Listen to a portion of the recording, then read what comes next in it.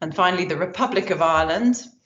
So paediatric, IMD and LSD patients are seen in Children's Health Ireland. Adults are seen in the Mater Misericordiae University Hospital in Dublin. The adult and paediatric centres work closely together and jointly manage the transition and transfer process. Other relevant associated specialties are, of course, involved in their care as well. In some, they get over their sort of geographical limits of being based only in Dublin by associated specialists having prescribing rights for some of the specialty medication, which I think is probably unique to Ireland. And then finally, just a quick word about the National Single Disorder Services in England and Wales. These are the ones I'm aware of, and I do apologise if I've left any off here. So we've got mitochondrial disorder services in Newcastle, UCL and Oxford. Peroxisomal disorders at the Evelina Hospital, which is Guy's and Thomas's in London.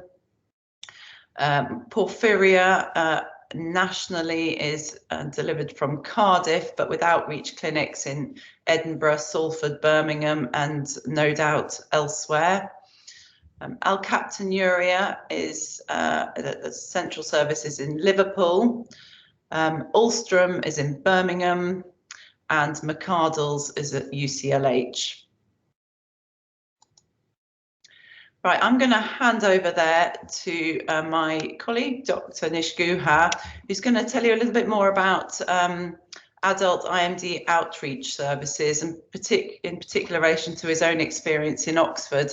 And it's a really important part of the talk because some of you, I hope, will be inspired to come and join us in the core IMD services, but the vast majority of you will not be working as consultants in core services, but will be working in other hospitals where patients may well be admitted, and you hopefully will be that go-to clinician who looks after them locally.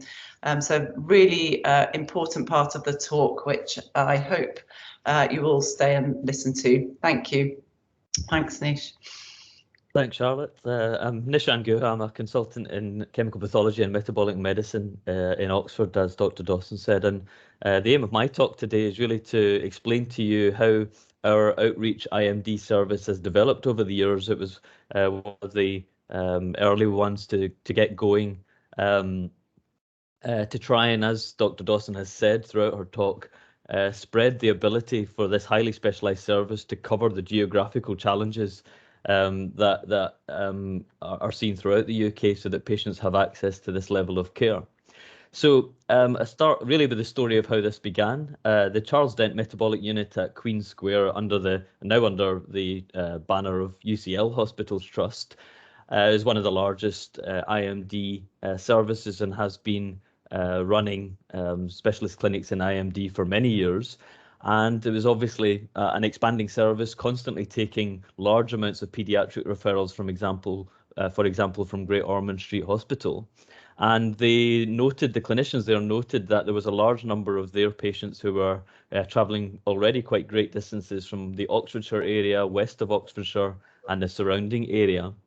And they actually contacted my predecessor, who was a chemical pathologist here in Oxford, who, together with the clinicians at UCL, made a plan to see if we could form an outreach service in Oxford using existing structures. And so my predecessor, Dr. Shine, was already heavily involved in endocrine outpatients and other outpatients at the OCDEM Metabolic Centre, and really just set up a new clinic with input from the UCL IMD specialists. And at the planning stages, they could already see there's about 30 to 35 patients who firstly were travelling great distances to get to their annual or several times a year reviews in London. It would avoid the need to travel. It could also mean that the Oxford chemical pathology contacts could act as a local point of contact if the patient was admitted or needed to liaise, for example, with other secondary care services, or in particular with the patient's own GP surgery. Because I think when you're working in one of these centralised, highly specialised services, it can be difficult to get contacts with all the various GP surgeries that you need to contact around your surrounding region. And so as the clinic started in 2013, obviously, as with all of these things, it started with a small service and has built up from there. There's always been one adult IMD consultant who's attended from UCL. There's a team of metabolic dietitians, and one of them will attend the Oxford clinics. And then the administrative staff in the IMD unit at UCL will also provide some of the scheduling, some of the patient contact, and liaise with the local administrative staff. From the outreach site point of view, there's always been one chemical pathology consultant who basically runs the clinic on the days of the clinic. They're joined by a pediatric biochemistry clinical scientist who's always had an interest in inherited metabolic disease. Previously, when the clinic started, it was really helped by having a pediatric dietitian who had always done a similar or analogous service with Great Ormond Street Hospital, acting as a local point of contact, for example, for the patients with PKU and the fatty acid oxidation disorders.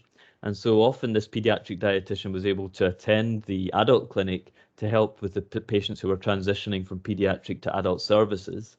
And then we had to get endocrinology and diabetes administrative staff who were working within the endocrine outpatient service for their administrative staff support, for example, in scheduling the clinics at the Oxford site. So the initial plan was to start with 4 outpatient clinics per year, and that's with the Oxford consultants and Oxford team in the clinic, and the UCLH consultants and dietitians were travelling out to the site. And even that, actually, at that stage, that's quite an undertaking for the specialist consultant, quite a large distance to travel for a whole day clinic, for example. But obviously that's replacing the need for multiple patients to have to travel into central London and saving that those difficulties for those patients. The other advantages that were immediately obvious were that the local outreach consultant can obviously arrange the multiple blood tests that are needed, either just routine blood tests, renal function and liver function, or using the local ChemPath services and their send away and referral processes, the specialist tests that need to go to, for example, metabolic labs for acylcarnitine profiles or organic acids. The local consultant can much more easily arrange local radiology. Many of our IMD patients need monitoring, for example, with DEXA scans for bone density, and that's much more easily arranged at a local orthopedic hospital.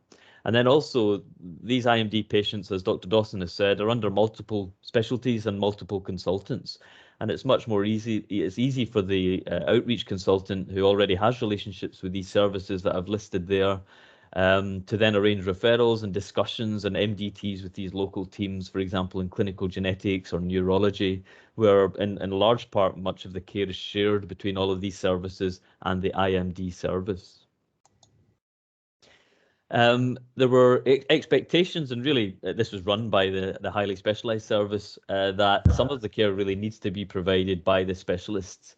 And so, for example, 24/7 out of hours contact needs to remain with the highly specialised service.